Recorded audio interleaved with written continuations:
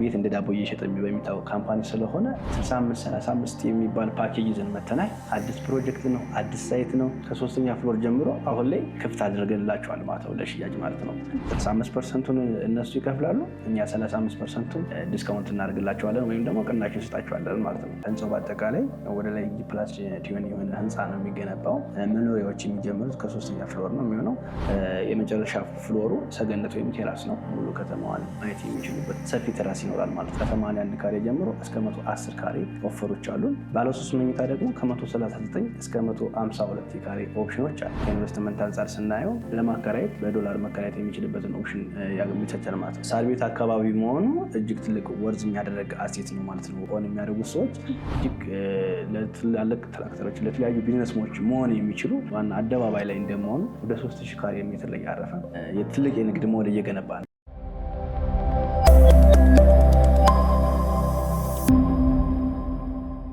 ሰላም ተመልካቾቻችን እንደምናላችሁ። በዛሬ ዝግጅታችን ቴምር ፕሮፐርቲስ ሳር ቤት ቫቲካን ኤምባሲ አካባቢ በ35% ዲስካውንት አዲስ ሳይት ማውጣቱን ሰምተን በቢሮአቸው ተገኝተናል። እንግዲህ ይህንን የቤት አማራጮች በምን ያህል ዲስካውንት እንዲሁም ደግሞ የዋጋ መጠን ነው እያቀረቡ የሚገኙት፣ የካሬ መጠናቸውስ ምን ይመስላል የሚሉትንና ሌሎች ተጨማሪ መረጃዎችን ወደ እናንተ የምናደርሳችሁ ይሆናል።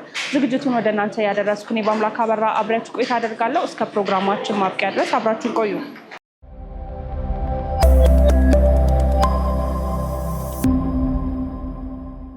ሰላም እንደምን አለ?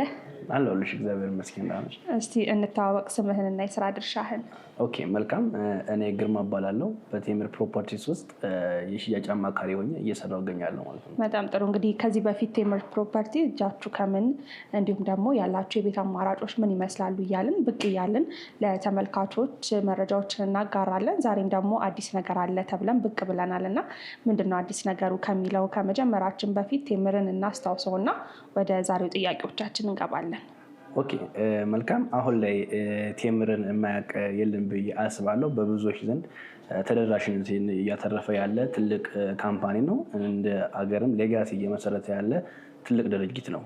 ጀስት በአፓርትመንት ደረጃ ወይም በግንባታ ደረጃ የከተማዋን ውበት በመጠበቅ ዘርፍ ትልቅ አስተዋጽኦ እያደረገ ያለ ትልቅ ድርጅት ነው። እንዳልኩሽ ላለፉት 7-8 ዓመታት ወደ 8 ፕሮጀክቶችን በአግባቡና በጊዜው ገንብቶ ያስረከበ ካምፓኒ ነው። እንዲሁም ደግሞ ቤቶችን በተመጣጣኝ ዋጋ በመሸጥ የሚታወቅ ትልቅ ድርጅት ነው። ሜንሽን ማድረግ የሚቻል በቲኦር ስቴት አዋርድ 2025 ላይም በተመጣጣኝ ዋጋ ቤቶችን በማቅረብ የመጀመሪያው ወይም ደግሞ ተመራጭ ሆኖ የተሸለመው ቴምር ፕሮፐርቲስ ነው ማለት ነው። ስለዚህ ቴምር በጊዜ ይገነባል፣ በጊዜ ያስረክባል፣ በተመጣጣኝ ዋጋ ለደንበኞች ያደርሳል። ስለዚህ ወደ 450 አባወራዎችን የቤት ባለቤት ያደረገ እጅግ በጣም ትልቅ ድርጅት መሆኑን ላወሳሽ እሞክራለሁ ማለት ነው። በጣም ጥሩ። እስቲ ስለ ዛሬው እንምጣና አዲስ ነገር አለ ተብለን የመጣ ነው። ምንድነው አዲስ ነገሩ? አዲስ ነገር ሁሌም ቴምር ፕሮፐርቲስ ላይ አዲስ ነገር አለ። ይገርምሻል፣ ደንበኞችን በጣም ሲጎተጉት የነበረ ጥያቄም ሲያነሱበት የነበረ ነገር ነበረ። ከዚህ በፊት ወደ 3 ፕሮጀክቶችን ሳር ቤት አካባቢ ላይ በዲስካውንት ዋጋ ሽያጭ አወጥተን ነበረ። ከዚህ በፊት 60-40 የሚባል ፓኬጅ ላይ ቴምር ፕሮፐርቲስ ላይ የተጀመሩ 60-40 ፓኬጅ የምንለው ምንድነው? የባንክ ብቻ ሳይሆን እናንተ 60%ን ክፈሉ እኛ 40%ን እንችላለን ብለን ስንሸጥ ነበር ከዚህ በፊት። አሁን ላይ ደግሞ እዚህ ቫቲካን ኤምባሲ ቀጥሎ ወይም ደግሞ ከቫቲካን ኤምባሲ አጠገብ ላይ 65-35 የሚባል ፓኬጅ ይዘን መተናል። አዲስ ፕሮጀክት ነው፣ አዲስ ሳይት ነው። ወደ ታችን ፍሎር ለሚፈልጉ ሰዎች ከሶስተኛ ፍሎር ጀምሮ አሁን ላይ ክፍት አድርገንላቸዋል ማለት ነው ለሽያጭ ማለት ነው። ስለዚህ 65%ን እነሱ ይከፍላሉ፣ እኛ 35%ን ዲስካውንት እናደርግላቸዋለን ወይም ደግሞ ቅናሽ እንሰጣቸዋለን ማለት ነው። ወይም ከ100% 35% ኦፍ እናደርጋለን። ስለዚህ በዚህ አይነት መንገድ አዲስ ነገር ያለ የተባለው ይሄ እጅግ በጣም ትልቅ ዲስካውንት ነው ማለት ነው። በጣም ጥሩ። የቤት አማራጮቹ ከባለ ስንት መኝታ ጀምሮ ነው እያቀረባችሁ የምትገኙት አሁን እዚህኛው ሳይት ላይ? ኦኬ አሁን ላይ ከባለ 2 መኝታ እስከ ባለ 3 መኝታ ነው እዚህኛው ሳይት ላይ ያካተት። ግን ዋጋው የባለ 1 መኝታ የሚያስብል ዋጋ ነው ያወጣ ነው። ያ ማለት እንዳልኩሽ በዲስካውንት ዋጋ ስናስበው ባለ 2 መኝታ ከ5.7 ሚሊዮን ጠቅላላ ክፍያ ጀምሮ ማግኘት ይችላሉ። ይሄ ማለት ጠቅላላ 5.7 ሚሊዮን ሲባል አሁን የሚያዩት ሰዎች ሙሉ ክፍያ ሲባል እስከ 2 ዓመት ተኩል የሚከፍሉት ሳይሆን ይሄን አንድ ጊዜ ከፍለው ይህን 35% ቅናሽ ካደረጉ በኋላ የሚመጣ ዋጋ ነው ማለት ነው። በ5.7 ሚሊዮን ጠቅላላ ክፍያ ኦን ማድረግ የሚችሉበት ማለት ሳር ቤት ቫቲካን ኤምባሲ አጠገብ ላይ ቴምር ፕሮፐርቲስ በ5.7 ሚሊዮን ኦን ማድረግ የሚችሉበት ኦፕሽን አለ ማለት ነው። በጣም ጥሩ። የካሬ መጠናቸውን እናንሳ።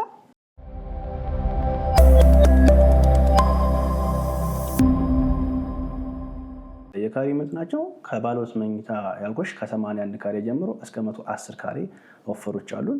ባለ 3 መኝታ ደግሞ ከ139 እስከ 152 የካሬ ኦፕሽኖች አሉ። እዚህ ጋር ያላነሳውልሽ ቅናሹ 100% ለሚከፍል ነው ወይ ይሄ ብቻ ቅናሽ ሲባል ይሄ ብቻ አይደለም። የሰጠናቸው ኦፈር ብዙ አይነት ኦፈሮች አሉ።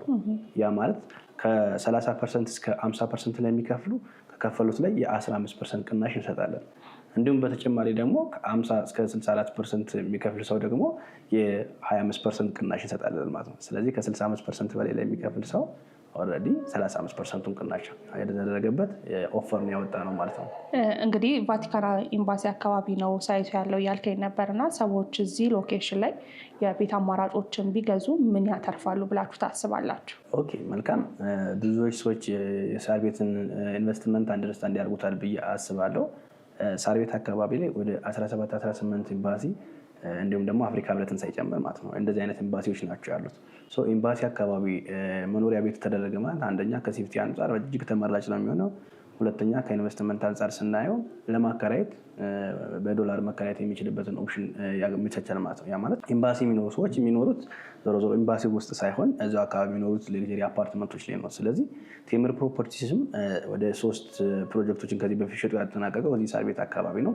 በፍጥነትም 1 ወር 2 ወር ሳይቆይ በጣም በፍጥነት ነበር ሲሸጥ የነበረው። ሳር ቤት አካባቢ መሆኑ እጅግ ትልቅ ወርዝ የሚያደርግ አሴት ነው ማለት ነው ኦን የሚያደርጉት ሰዎች። ስለዚህ 5.7 ሚሊዮን ለምሳሌ የገዙ ሰዎች ሚኒመም 100,000 ብር ቢያከራዩት በትንሽ ጊዜያቶች ውስጥ ሪተርን ኦን ኢንቨስትመንቱን መመለስ የሚችሉበት ኦፕሽን አለ ማለት ነው። ስለዚህ እጅግ አዋጭ የሆነ ከሎኬሽንም አንጻር ከተለያዩ ዳይሬክሽኖች ስናየው እዚህ አካባቢ በመሆኑ እጅግ ተመራጭ የሚሆንበት ኦፕሽን አለ ማለት ነው። በጣም ጥሩ። ግንባታው ምን ያህል ፐርሰንት ሄዷል? በምን ያህል ጊዜ ውስጥ ስለማጠናቀቅ አስባችኋል? ኦኬ መልካም። አሁን የግንባታ ደረጃችን የሚገኘው ገና 0 ላይ ነው። የሳይት ክሊን ላይ እየሰራን ነው የምንገኘው። ፕሮጀክቱን የምናስረክበው ከዚህ በኋላ 2 ዓመት ከ6 ወር ነው ማለት ነው የሚሆነው። ጀስት ግን ለምሳሌ የ2 ዓመት ከ6 ወር ሌት ይሆንብናል ለሚሉ ሰዎች ምን አይነት ማስረጃ አለን መሰለሽ? ከዚህ በፊት ከሰራናቸው ኤክስፔሪንስ ነው የምንወስደው። ለምሳሌ እዚህ ቫቲካን ኤምባሲ አካባቢ ላይ ከዓመት ከ2 ወር በፊት ወይም ከ14 ወር በፊት አንድ ፕሮጀክት ነበረ። የግንባታ ደረጃው አንደኛ ነበር ሽያጭ የተወጣው። ኦልሬዲ አሁን ሙሉ በሙሉ የስላብ ስራው ተጠናቆ ከታች ፓርቲሽንም ወደ 10 ምናምንኛ ፍሎር ላይ ደርሶ የፊኒሽንግ ስራ እየተሰራበት ያለ ሁኔታ ነው እና የግንባታ ሁኔታ እኛ ጋር የሚያሳስብ ነገር አለ። እጅግ በጣም በፍጥነት ነው እየተገነባ ያለውም። ሌሎች ፕሮጀክቶች ላይ አሁንም ይህንን ኦልሬዲ ሽያጭ እንደጀመር ሙሉ በሙሉ ግንባታ ላይ እንገባበትና በ2 ዓመት ተኩል ጊዜ ውስጥ ለማስረከብ ጥረት እናደርጋለን፣ ወይም ደግሞ ግዴታ ማስረከብ አለብን። አግሪመንታችን ላይም ደግሞ እጅግ በጣም አስገዳጅ ሁኔታዎች ስላሉ ማለት ነው እኛ ጋር ለደንበኞች የሚያግዝ አግሪመንትን ያለን። በጣም ጥሩ። እንግዲህ አንድን ፕሮጀክት ቴምር ፕሮፐርቲስ ሲያወጣ የራሱ የሆነ ፋሲሊቲዎችን ያሟላል ተብሎ ይታሰባል። ከዚህ በፊት በነበረን ኢንፎርሜሽን መሰረትና ምናልባት ይህን ፕሮጀክት ላይ ምን አይነት ፋሲሊቲዎችን ለማሟላት እቅድ ይዛችኋል? ኦኬ መልካም። አሁን እንደ ፋሲሊቲ ምንድነው ህንፃው በአጠቃላይ ወደ ላይ ፕላስ የሆነ ህንፃ ነው የሚገነባው። መኖሪያዎች የሚጀምሩት ከ3ኛ ፍሎር ነው የሚሆነው። በአጠቃላይ ወደ 4 አሳንሰሮች ይኖሩታል ማለት ነው። በአሳንሰር ደረጃ ወይም ሊፍቶች ማለት ነው። እንዲሁም ደግሞ አውቶማቲክ ጄኔሬተር ወይም ደግሞ ባካፕ ጄኔሬተሮች ይኖሩታል ግዴታ ነው። እንዲሁም ደግሞ ዋተር ታንከር ወይም ደግሞ የከርሰ ምድር ውሃን ያካተተ ለግዠሪ ተደርጎ ሙሉ በሙሉ ደግሞ ናቹራል ቬንቲሌሽን ማየት የሚችል ሜን ሮዱ አጠገብ ላይ ነው። ሙሉ ፌስ የሚያደርገው 75% አካባቢ ወደ ሜን ሮዱ ነው ማለት ነው። ስለዚህ እይታም የሚከልለው አለም ህንፃው ናቹራል ቬንቲሌሽን የሚያገኘዋል ማለት ነው። አሁን ላይ እኛ ጋር ደግሞ ደስ የሚለው አሳይን የተደረገ ፓርኪንግ ይኖሯቸዋል ለእያንዳንዱ ከስተመሮች አንዳንድ ፓርኪንግ። በተጨማሪ ግን ደግሞ ሰፊ የሆነ ቴራስ ሙሉ በሙሉ የመጨረሻ ፍሎሩ ሰገነት ወይም ቴራስ ነው። ሙሉ ከተማዋን ቪው ማድረግ የሚችሉበት ወይም ማየት የሚችሉበት ሰፊ ቴራስ ይኖራል ማለት ነው። በጣም ጥሩ። እንግዲህ ቴምር ፕሮፐርቲስ የተለያዩ ፕሮጀክቶችን ለሰዎች በመስራት በማስረከብ ላለፉት 8 ዓመታት እንደሚታወቅ ከአንተም እንዲሁም ደግሞ ከዚህ በፊት በነበረን ኢንፎርሜሽን ለመረዳት ችለናል።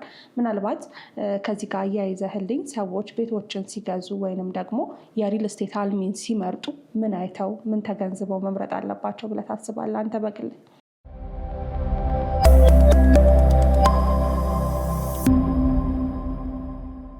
ኦኬ በዋነኝነት ማየት ያለባቸው ብዬ የማስበው ላይፍ ሂስትሪያቸውን ወይም ደግሞ ባክግራውንዳቸውን ፕላስ ደግሞ ከረንት ያላቸውን እንቅስቃሴ ምን ይመስላል። ምክንያቱም አሁን በሪል ስቴት ስም ብዙ ስካመሮች አሉ። ምክንያቱም ሌት የሚሆኑባቸው ወይም ደግሞ ደንበኞች ጆይን አድርገው ብዙ የተሰቃዩ ያለበት ሁኔታ ነው ያለው እንደ ሀገራችን።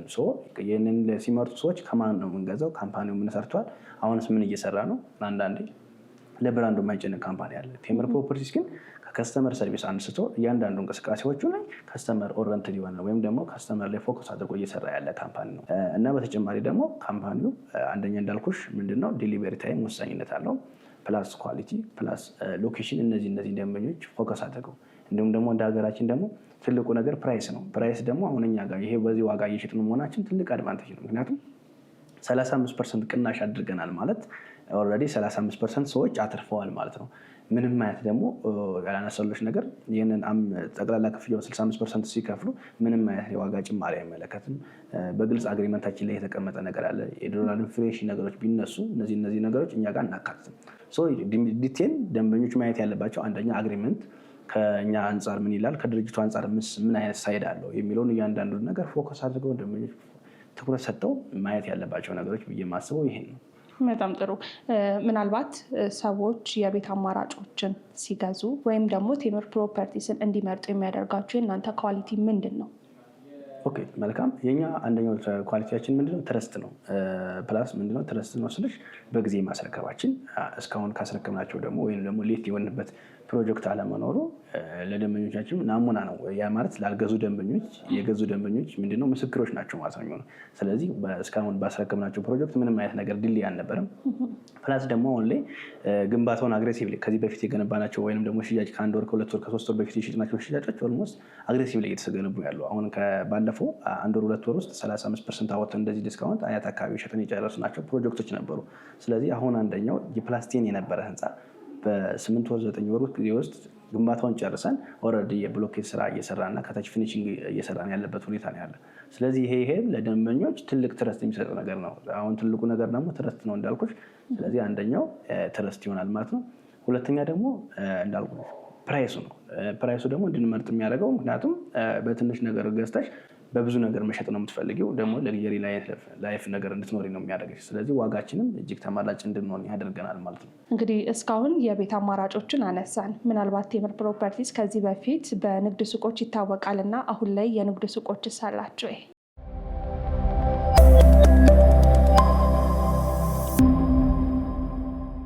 ኦኬ መልካም። የንግድ ሱቅ የሚታወቀው በአብዛኛው ፒያሳ አካባቢ ነበረ። ኦልሞስት እሱ ሽያጭ 95% ሸጠን ጨርሰናል። ፒያሳ አካባቢ ነበረን አድዋ 00 ፊት ለፊት። ግን የተወሰኑ ግራውንድ ላይ 1 4 5 ሱቆች ናቸው። ሜይ ቢ ፈጥኖ የሚደርሱ ሰዎች ጆይን ሊያደርጉባቸው የሚችሉ አይነት ሱቆች አሉ። ግን በተጨማሪ ወደ ገላን ወይንም ደግሞ አቃቂ ቃሊቲ አካባቢ ላይ እጅግ ለትላልቅ ትራክተሮች ለተለያዩ ቢዝነስሞች መሆን የሚችሉ ሜን ሮድ ላይ ወይም ደግሞ ዋና አደባባይ ላይ እንደመሆኑ ወደ 3000 ካሬ ሜትር ላይ ያረፈ ወደ ላይ ጂ+7 የሆነ ሞል ወደ ታች ቤዝመንት ፓርኪንጎች ካተተ የትልቅ የንግድ ሞል እየገነባ ነው። እዛ አካባቢ ያለን ሰው ወይም ደግሞ ገላን ኮንዶሚኒየም ወይም ደግሞ በዛ አካባቢ የሚኖርን ሰው የሚመጥን ትልቅ ቢልዲንግ እየገነባ ነው ወይም ደግሞ ሞል እየገነባ ነው እና እዛ ሳይት ላይ ቅድመ ክፍያ ከ500,000 ብር ጀምረን ነው የንግድ ሱቆችን እያወጣን። ያ ማለት 26 ካሬ ጠቅላላ ክፍያ ከ2.5 ሚሊዮን ጀምሮ አለን ማለት ነው። ቅድመ ክፍያ 500,000 ከፍለው ከዛ ቀሪውን እስከ 2 ዓመት ከ6 ወር መክፈል የሚችሉበት ኦፕሽን የመጣላቸው ማለት ነው።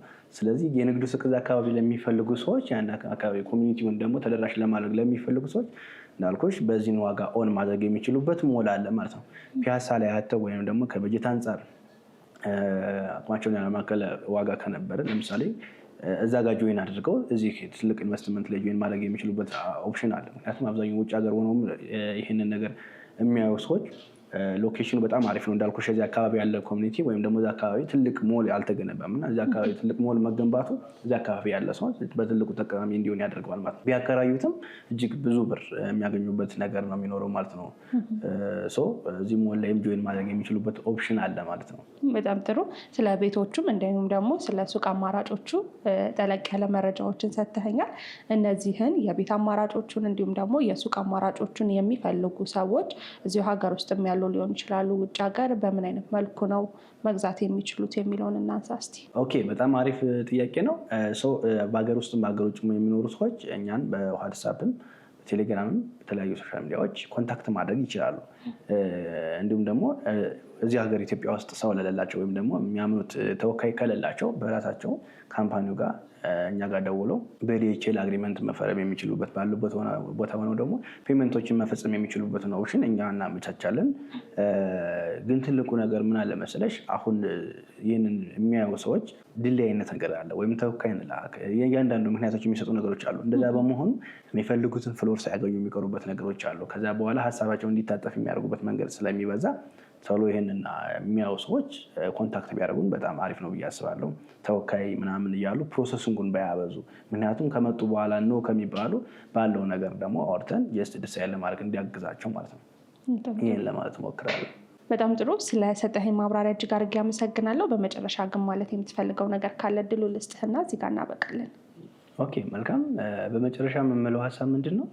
ይህን ዲስካውንቱን ሳያመልጣቸው በፊት አሁን ሳር ቤት ላይ ያለቀ ስንላቸው የማያምኑ ሰዎች ነበሩ።